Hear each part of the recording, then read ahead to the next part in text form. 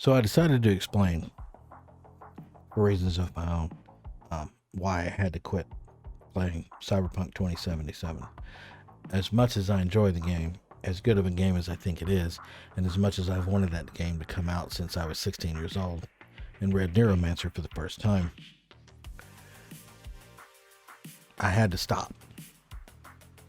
And this is just a little explanation of why, and it doesn't really matter in the grand scheme of things. Cyberpunk was an incredibly well-selling game, as it should have been, given the hype that had preceded it.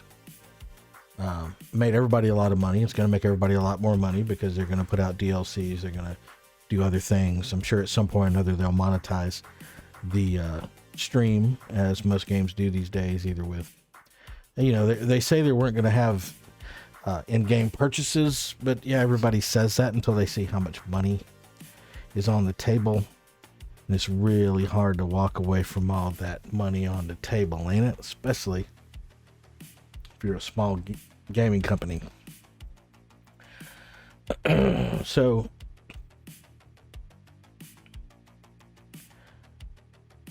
in order to explain why I can't do it right now, why I can't finish this, I have to explain some other things that happened 30 years ago, before people were born, most of you. I'm an OG. I'm an original gamer. I started out playing Dungeons and Dragons in 1982.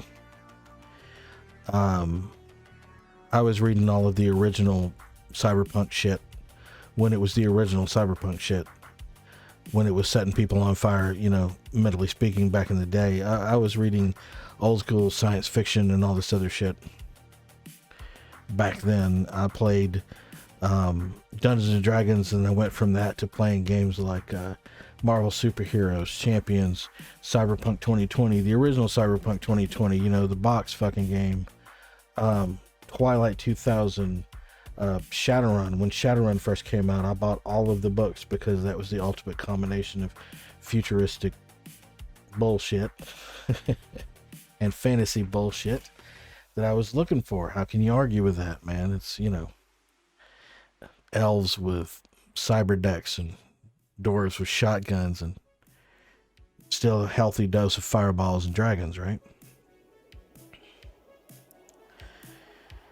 And I'm a Gen X kid, I grew up in a time when there was a lot of shit going on in the world, just like there is now. And a lot of people, I think, nowadays don't understand how dark the 80s really were, because when they look back at the 80s, all they see are the big poofy hair and the brightly colored clothes of all the MTV bullshit, which was just a marketed version of what we were. And they don't see the darkness and the despair. They don't see all the things that underlaid that. They don't understand why punk music came out of the 70s to the 80s and was so angry. They don't understand why the metal that got started in the 80s was so loud and was so mad about everything. They miss all of that. They miss all of the zines that were created at that time. They miss when young people would take their voice to a handful of sheets that were stapled together loosely and distributed in various weird, punk and metal clubs around whatever cities. They miss that. They miss the rise of the internet, not via what they consider the internet now, but through BBSs, through dial-up services that you would just dial into in various areas, like I did when I was a kid and had a Commodore 128 with a 300 baud modem, and I would dial into Memphis and cost of 6 cents a minute just for the phone call, because that was what you were charged by, right? So 10 minutes was 6 cents a minute, right? 10 minutes was 60 cents. And then it just went up from there. If you're on but you would be charged for the service, right? Because you weren't just getting onto, quote, the internet, because the internet, quote unquote, didn't exist. The internet was a very loose coalition of a bunch of dumbass shit that nobody really cared about at that time. The BBSs were where it's at. You got on the BBSs and you dialed into those, and you that's where you found your companionship. That's where you found your people that were your age and were involved in the same level of technology that you were in the late 80s. And that's where you found your games that you played with other people. That's where you found your pornography, as badly pixelated as it was, and it was badly pixelated, but consider the time frame. So we did all these things, and we read all the cyberpunk novels, because all the cyberpunk novels came out around that time. And the cyberpunk novels, all to a book, predicted a terrifyingly dark dystopia, a world where survival was barely allowed, and the only people that had anything were the most wealthy of people. The people at the absolute top of the echelon, the corporate people, the people that existed inside these ivory towers that were unassailable, and everyone else just had to fucking scrap it out amongst the gangs and the psychopaths and the exploiters and the terrible shit that, you know, we all assumed was going to happen. And I have to explain a little bit about the 80s. Again, crime rates were terrifyingly high in the 80s. Compared to what they are today in terms of violent crime, in terms of property crime, in terms of a lot of other things. They were literally, in some cases, you can look this up, they were double what they are now. The rise of drug gangs, quote unquote, was something that the media leaned into really heavily. A lot of that had to do with a certain political organization's overhyping of the danger and the importance of inner city gangs. White flight was in full effect. People were moving out to the suburbs, trying to get away from the inner cities. Inner cities were crumbling. People were saying, oh, these inner city gangs are going to do everything horrible. They're going to be total psychopaths.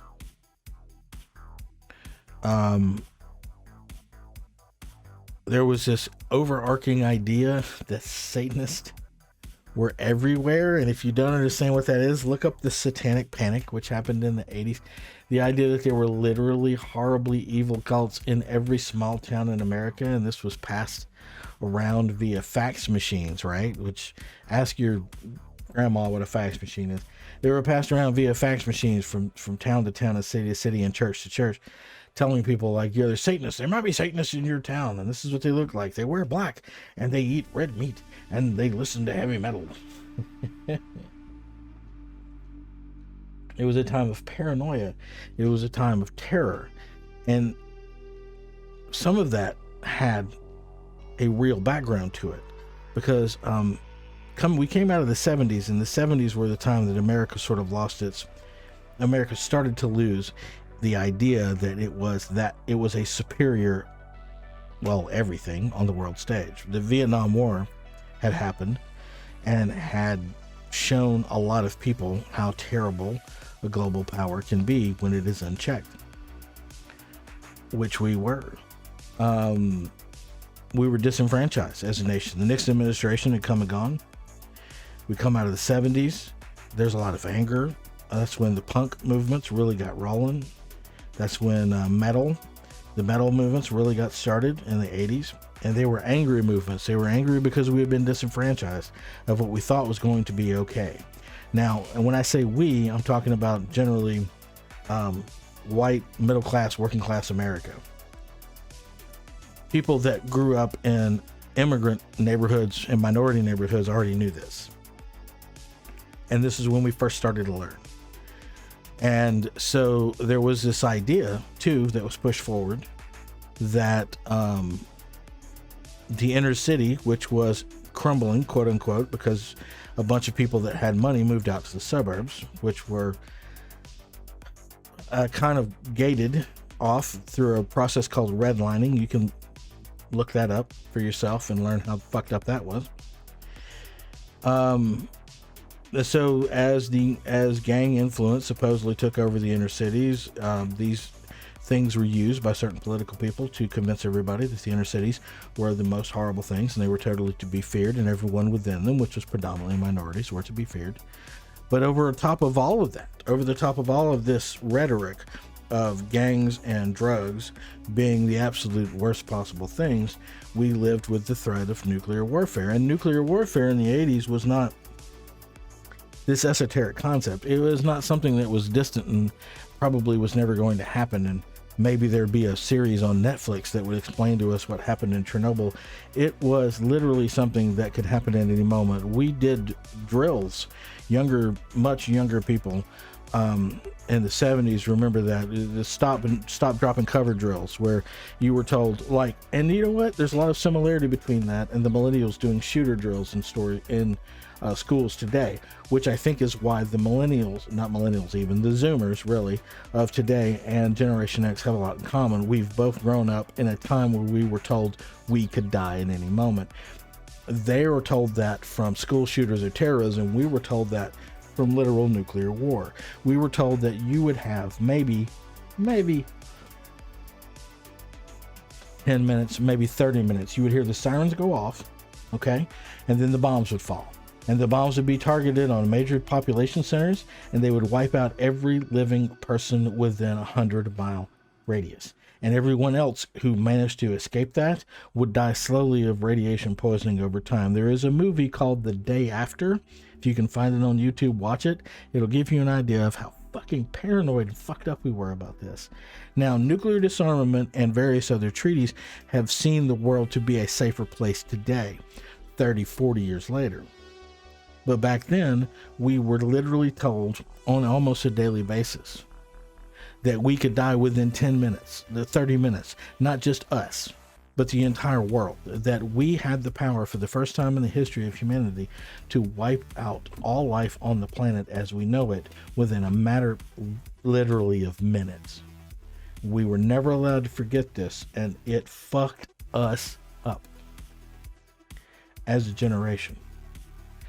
You ever wonder why your Gen X people, like your Gen X aunts and uncles, moms and dads, whatever they are, why they still have a pair of combat boots in the back of the closet that they take out and kind of polish up every now and then?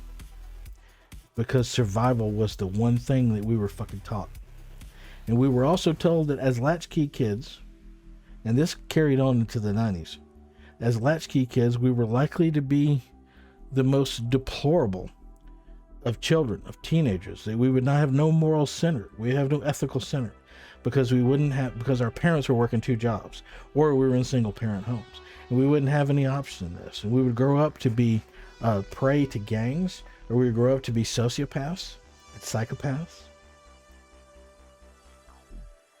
I mean, we didn't. Most of us, you know. We just grew up to be confused and overly anxious about a lot of things. And the reason I say all this is because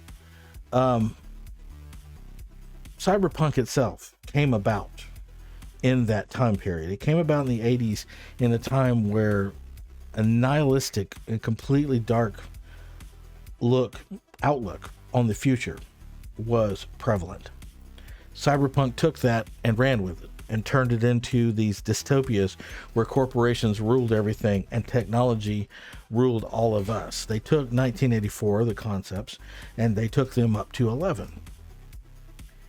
And they're not entirely wrong, but as we have seen in our current time frame, they're not entirely right. Our lives these days are much more nuanced. We have a much better understanding of ourselves. We're much more self-aware. The kids today have a better understanding of society's rules for who you should be and what you should be, and a better chance to break those rules than we did. And I applaud that. And this is what cyberpunk gets fucking wrong. Future. Cyberpunk is based on the ideas that we had in the 80s, and the ideas we had in the 80s were incredibly depressing, terrifying, and nihilistic. Cyberpunk, the game, is faithful to that genre, but that genre is fucking depressing. It's all nihilism, crime, gangs, and the gangs aren't even They aren't redeemable on any level. Not only do they kill people and take the cyberware out of their bodies and turn them into sex slaves, they also manufacture drugs, and like literally there are gangs in there where like they have no substance whatsoever. There is no nuance to them. There is no real interaction with them beyond murdering them. And this is kind of the problem that I had. Now I decided, now that I've established all that, I decided at some point to do a no-kill playthrough, okay, which I was warned in advance by the developers of the game itself would be difficult. And they're not wrong, except they're totally wrong. And the reason for this is Cyberpunk as a game is tragically unfinished. There are mechanics that are implemented in the games that were clearly put in at last minute. They do not have any functional value. They're just there. They're just, oh, you don't want to do this? Well, flip a switch and then you'll do this, and that's fine. And there's no story-driven outcome to them, which is the problem with a lot of Cyberpunk 2077, is the main character has very little impact on really anything. He just does stuff and things happen, and then the character reacts a little bit, like really simply. There's no arc to the character, but at the same time, you're not allowed to really inhabit the idea and the mind of the character, because that's constantly taken away from you by the times that the game just railroads you into decisions. So that's a whole other thing. But yeah, it's a little fucked. The no-kill playthrough initially is extremely difficult because when you first get started, you think, oh, well, I just got to punch people. I got to punch out people. And that works for a little while until you realize that with one extra hit on anybody, once you've knocked them unconscious, past that, any hit on them automatically kills them. And you won't know this until you check their body, because the game does not inform you of this. The whole no-kill playthrough thing seems like the most horribly, badly tacked on game mechanic I have ever fucking seen. It does not have, there is no reward for doing a no-kill playthrough. You don't earn a badge. You don't get extra points. You don't get anything. There is no counter. Like in some games, you can look at like your previous kills and it'll tell you how many of everything you've killed and whatever. There's none of that. So you have no idea if you've even killed anybody. You literally, if you want to do a no-kill playthrough, you have to go through everyone that you contacted in that given scenario, that little spot, whatever it is, or that little plot device. You have to go through and check everybody to see if they're alive or dead. And the only way the game really tells you is if you look at their inventory. If you can click on their inventory, then they're alive. If you can't click on their inventory, if you can't examine them in some way, then they're dead. And that's it. And so the game made this possible, but with absolutely zero ability to do it properly, to check your progress, or to take a look at everything. But here's the thing. Two things. First of all, there is literally a penalty for not killing people, because Cyberpunk has all of the villains, which are all gangers, and all the gangers are extremely one-dimensional. They're all completely amoral, unethical psychotics. There's nothing else to them, with the exception of a handful of story-bound characters. So all of the gangsters, as a result, have a bounty on them. The bounty is only rewarded if they are dead. So if you go into an area and you carefully sneak around and incapacitate the gangers without killing them, not only do you not get any reward for that, you're literally penalized, because all of these gangers have a bounty on them, but the bounty doesn't count unless you literally execute them. And that is the grimdark nature of the game. And that's the problem that I have with it, is the overall incredibly grimdark nature of it. And you know what? You know what I found out? Turns out that the game is actually super easy to play on a no-kill playthrough. Once you figure out net running, okay, you can literally, once you've just gotten like some legendary net hacks, which isn't hard, you've gotten a good cyber deck, which is not hard, you can literally do this before you get to level probably 15. Once you figure that out, a lot of your net hacks, a lot of your viruses, system shock, contagion, even burn, those are considered non-lethal by the game. And they can spread to others. You can literally get a net runner by about level 15 or 20 that can pull up to a trouble spot, hot spot, a criminal activity spot, whatever. And they can target the first one or two people, or maybe a camera, and they can literally infect everybody in that zone with cyberware viruses, with net hacks that render them completely unconscious without even getting out of their car. It is the most overpowered fucking thing because it bypasses everything. It bypasses your physical resistances. You have the option to lower their resistances. It doesn't matter. I've got a character right now that can literally walk into, and I'm playing on the hardest level of difficulty in the game. They can literally walk into any area. It doesn't matter. Cyber psychos, Miltech, everything, Arasaka, and you can render everyone in that area completely neutralized without killing them within seconds, whether you can see them or not. And once you get to that point, I mean, you've beaten the game. You can beat anything in the game, honestly, anything, easily. So, but for all that you're doing, if you want to do a no-kill playthrough, there is no reward. And here's the other side of this, the other problem with this. You want to do a no-kill playthrough, right? You have no reward for it. There's no badge. There is no accomplishment that's unlocked. Nothing other than your own personal bragging rights. Okay. The other problem I have with Cyberpunk is how casually it treats its grimdark material. There are so many people in this game who kill themselves. And not just like, oh, hey, so-and-so died, sorry, here's the thing. But literally, like, you walk in on whatever the scene is and it's blood everywhere and it's pretty fucked up. And the first time I did it, spoiler alert, with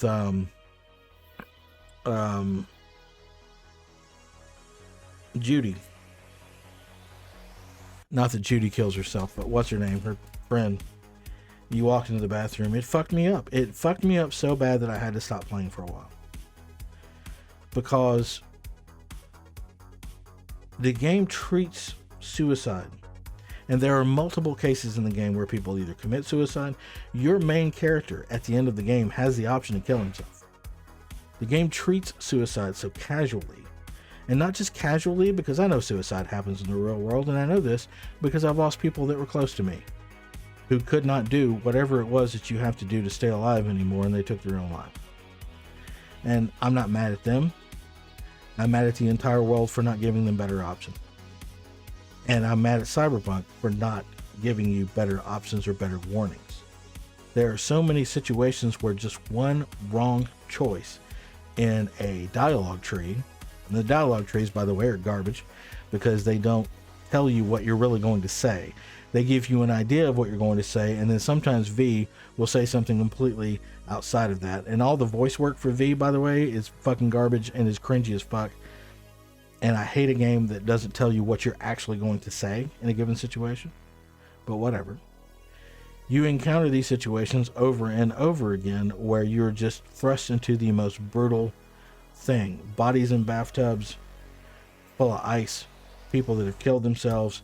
You walk into a situation and there's just a dead body and all you can do is unplug it.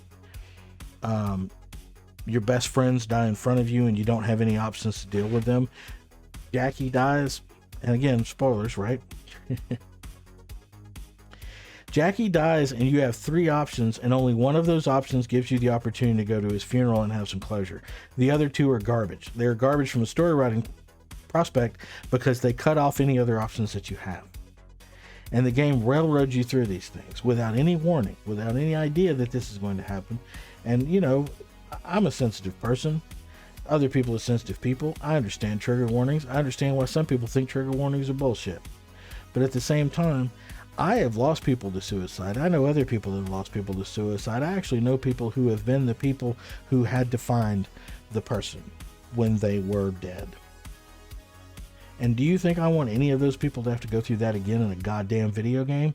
Just because some fucking story writer, designer in Poland decided we're going to play this for shock value and put as much blood in the scene as we possibly can? Because that's the problem. They take these things, these terrible things, and not just suicide, but also rape, pedophilia, murder, all of this shit. They take it and they play it for shock value. And the whole game becomes, oh, what's the horrible thing around the corner next? And that is not a state that I want to play a game in. Now, I grew up in the 80s, and I read all of the horrible fucking science fiction and cyberpunk shit. All the shit that was aimed at an adult audience, way before I was an adult enough to read it. I get that. I went through a grimdark period in the 90s, like a lot of people did, where we thought the darkest shit was the best shit. It wasn't. And as an adult now, in a world that is occasionally realistically coming apart at the actual fucking seams, the things that I don't need in my fiction are this idea of grimdark nihilism, because it seems so fucking... It's like 16-year-olds that listen to too much fucking emo death metal wrote this shit. 16-year-olds that have no experience with what the real world actually holds because they've never experienced it. But they're just angry. And they wrote this storyline, all these various sub-storylines to reflect how dark and grim they think the world is going to be. And the 80s, believe me, the 80s was chock full of that shit. The 80s invented that grim dark shit. And I just got to a point in the game, even after I had resolved the storyline with Judy, even after I'd gone through the other stuff, like the cop that kills himself, and you know, like I said, you just turn a corner and wander into a random area and you find a stack of fucking bodies. Even after I'd gone through all that, and I'm just playing the game, just going around net hacking the shit out of people, knocking them all out, going in, taking their shit, moving on to the next thing. I just reached a point where I was tired of it. It literally hit a drag. I've got 160 hours in this game right now, according to Steam, because I've restarted 3 different characters. Tried different playthroughs, tried different options. Tried to get the best possible endings to some stories. Because I have to basically play the game with like a wiki open, you know? And it just, around every corner, there is another atrocity. And I get it, man. The 80s were brutal. But a lot of the grimdark shit that they came up with in the 80s, a lot of the stuff that they predicted about how our generations were going to turn out was wrong. We are not as bad as we were told we were going to be. Yeah, there's fucked up shit going on, especially recently. But we are not as bad as that as a whole. We will pull together. We will pull towards each other, not away from each other. Even as there are some of us who pull away, more of us will pull together, and we will make it work. And I need that kind of optimism right now, because everything around me is a little too grimdark. So I can't continue to play the game as much as I would like to, because there are elements of the game that are brilliant. The lighting, the writing for some of the quests, a handful of quests, is brilliant. The writing for the majority of quests is literally repetitive garbage. But the writing for a handful of them is great.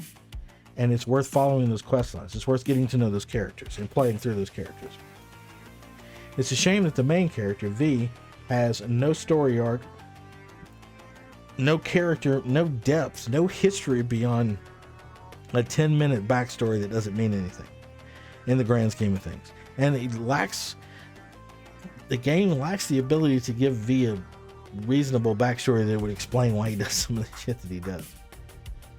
And it doesn't allow you to immerse yourself far enough into the character of V to create your own backstory.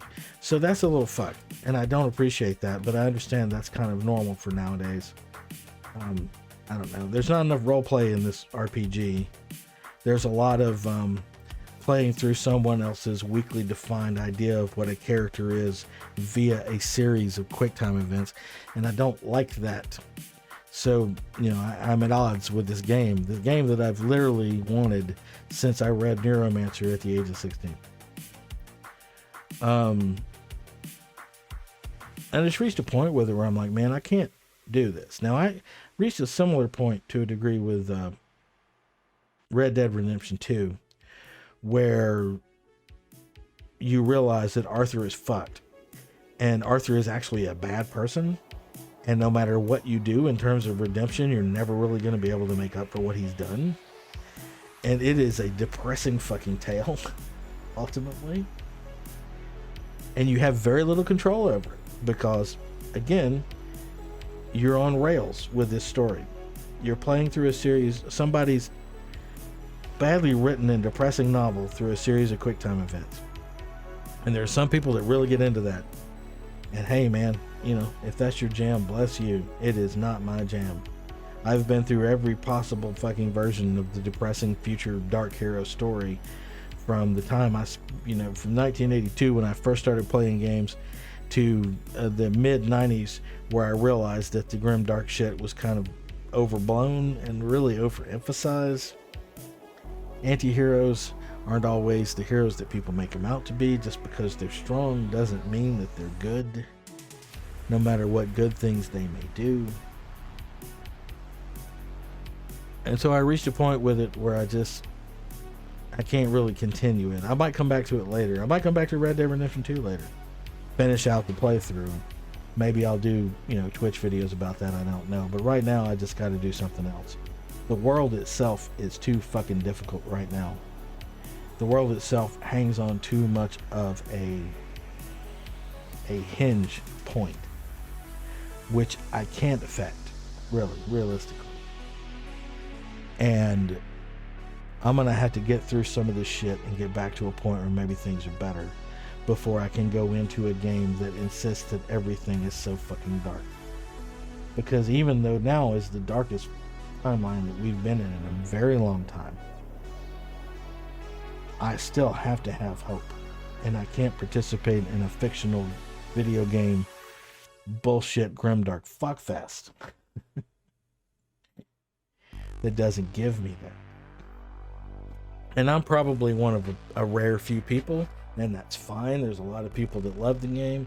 Obviously, there's a lot of people that are just mad because it doesn't run on PS4, and I don't know what to tell you about that. You're never going to be able to buy a console that's going to run every game that comes out. Sooner or later, it's going to be forced into obsolescence, just like a PC is. Welcome to capitalism 101. That's how it works. Nobody wants you to have a console that's going to play every game forever, because that would never make them any money, and that's all they care about. And that is a very cyberpunk fucking idea. So, for the record, I played on a PC that I literally built specifically to play like this game at the maximal level that I could. And it's still, there's glitches, there's fucking people and vehicles that are sunk into the ground and shit occasionally shoots up in the air for no reason, but I've just grown to expect that with games now. There are no games that come out that don't have flaws, that don't need to be patched 100 times. Normally, if I wasn't so stoked for this game, I literally would have waited for it to be out for a year, and I would have bought it on the Steam sale around Christmas, but while all the problems were sorted out. Because that's the best thing to do now. That's the wisest thing to do when a game comes out. Wait for it to be out a year, especially a AAA game. Let it get patched to high heaven. Wait for it to get on sale about 6 to 8 months to a year later, and then buy it.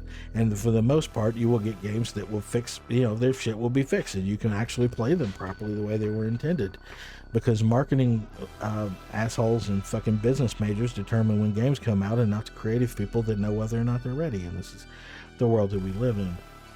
And this is what happened to Cyberpunk, I think. There are so many things in the game that are obviously not finished, that are obviously half-assed and shoehorned in there just to have them and count them as a feature by the time they release the game.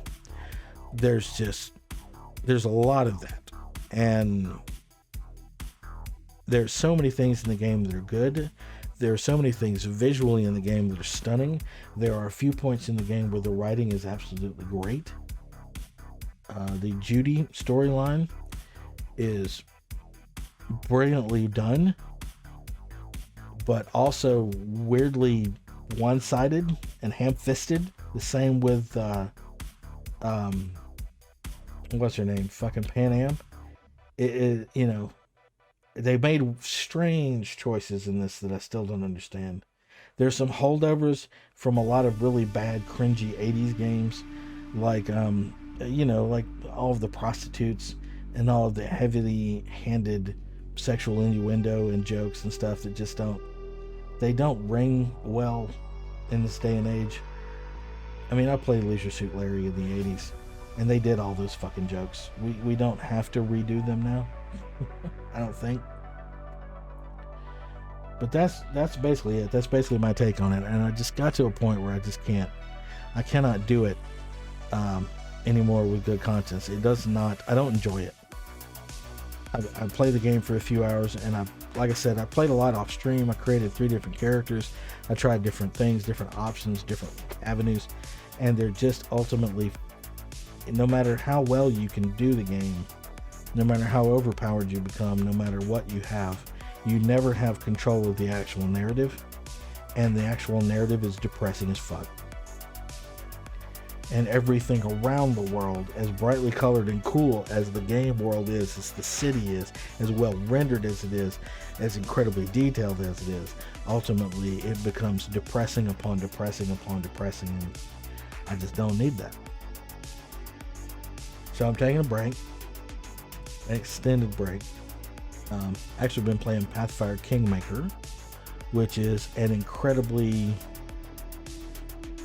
cliched turn-based tactical RPG based on the Pathfire system. And I don't mind that it's cliched right now, because cliched is easily predictable. You're the chosen one, you gotta save the kingdom, whatever. You got some companions, one of them will probably betray you. It's the same tropes. But that familiarity makes it easy and it makes it comfortable to play. I don't think it makes it very exciting to stream, which is why I'm not streaming it, because honestly it's exciting for me because I enjoy tactical shit, but I don't think there's really a lot of other people that do. So I'm looking at other options and other games to stream on Twitch, because I really want to do that. I want to get into a GTA RP server. I've actually been accepted to some, but I'm having issues playing them regularly because anxiety and social issues and stuff like that. So we'll figure that out. But yeah, that's it. I posted a thing on Facebook that's a review somebody else did of the Cyberpunk game, which is brilliant and really nails it. Jeremy Johns on Facebook did a review of Cyberpunk, which I think is also on point. So if you really want to review a full review of the game, the actual game, from an unbiased standpoint, those are the places to go. But I'm done with it, and I'm hoping, and there's major patches coming out, and they're promising all kinds of DLC. That's what everybody does. Oh, you didn't like that drug? Oh, well, I'm sorry, that drug was cut with battery acid, my bad. That was totally an accident on our part, and we didn't mean to deliver drugs that were cut with battery acid to all of our suppliers. So we're gonna, this next drug that's coming out though, man, it's pure 100%. It'll get you higher than ever, and this is what every gaming company for the last 10 years has done. Listen, I don't expect anything different from people that made The Witcher 3 just because they're held in some sort of holy position by the fanboy. The proof is in the pudding. So, show me the pudding, but I'm not even going to eat it. Somebody else is going to have to eat it and tell me whether or not it tastes good, or fall over from the poison, and that's the nature of that. So, that's it. I'm going to find something else to stream on Twitch. Thank you for listening to my stupid rant, which is, unless I edit the shit out of this, is about 40 minutes. I'll try to put some music behind it, so it's not as fucking boring. But thank you for listening. Thank you for watching my Twitch channel, if you do. Thank you to all 15 Russian chatbots that relentlessly hang out with me, whether I want them to or not. And let's hope, for the love of God, let's all hope that the future is better than we thought it was going to be in the 80s, because the version we had of the future in the 80s was the absolute fucking worst. And I'll tell you that as somebody who was there. We need to do better. And that's it. Thanks for listening.